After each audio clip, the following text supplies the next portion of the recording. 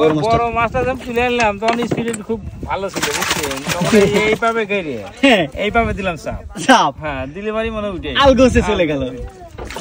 হ্যাঁ চলে গেছে না, আরেকটা দেখা গেছে, এই যে এখন গেছে। আহা, কথা বলতে না বলতে কাউন্টার অ্যাটাক হয়ে গেছিল এতক্ষণই। কাউন্টার অ্যাটাক, মাছ দেখা দিয়েছে কিন্তু চলে গিয়েছে। ঠিক এই এত বড় বড় মাছ। ঠিক আছে, যেটা কথা বলছিলাম, দাদারা বলছিল যে শুষ্ক বা ভিন্নধর্মী কিছু জিনিস থাকে পানিতে। আরে পানির মধ্যে সরাসরি যেগুলো থাকে মাছের মাছা আছে, মাছের মাছাকে এটা সাধন না করলে ফেরে মাছ ধরার মতন ক্ষমতা নাই, যত দূরের লোক। ও এসব মানে সাধন বলতে কি একটু মানে একটু সাধু মানে গোমন্ত্র যন্ত্র এগুলো পড়ে না লাগে না, কিছু মন্ত্র আছে।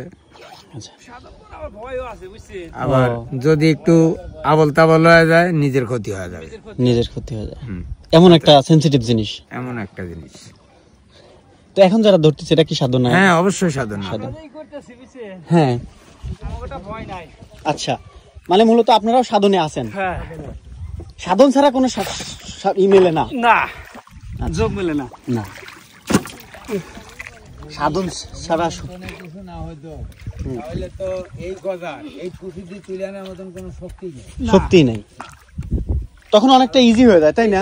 5 কেজি 4 কেজি 3 কেজি একটা করে গজার তুলতিছে দরিয়া। এই গজার দেখানি ব্যাপার নাকি? সাধন যদি না হইতো, একটা বর্ষি দিয়ে যদি মাছ মারা যায়, কি একটা বাদাই জালে যদি পেঁচে বের ফাটা মারা যায়, এই আলগোসে একবারে আপন মনে উঠে আসে, কোনো গর্জন নাই তর্জন নাই, কিছু নাই, ও আর জ্ঞানই থাকে না। বিস্ময়কর ব্যাপার। আরেকটা বলতে না বলতেই পৃথিবীর যদি ডাঙায় যদি 1 ভাগ থাকে আর জলের মধ্যে থাকে 4 ভাগ। গজার মাছ নিয়ে অনেক ভৌতিক কাহিনী আছে, অনেক সময় বিভিন্ন রূপ ধারণ করে। হ্যাঁ অবশ্যই ধরে। এটা গজার মাছ অনেক প্রকারের রূপ ধরে। হ্যাঁ, এর আগে বিভিন্ন রকম ঘটনাও ঘটছে। আবার ওই যে হিন্দু শাস্ত্রে যে বালি পরিয়ে রাখে, এগুলো আমার নিজের প্রমাণই আছে এই নদীর। আচ্ছা, আমার এই গাঙে আমি বেড় দিছি, বেড় দেওয়ার পরে নতুন জাল মধ্যে দিয়ে 2 লাখ ভাগ করে ফেলা যায় সাথে সাথে। মা গঙ্গা এই মাছা পড়ছিল, মাছের এমন একটা বলতে না বলতে মাছ। দর্শক দেখুন, শিকারি নেমে পড়েছে দীর্ঘক্ষণ পর, আর শিকারি নামছে, পাকা শিকারি, সম্ভবত মাছ তুলে নিয়ে আসবে এবার।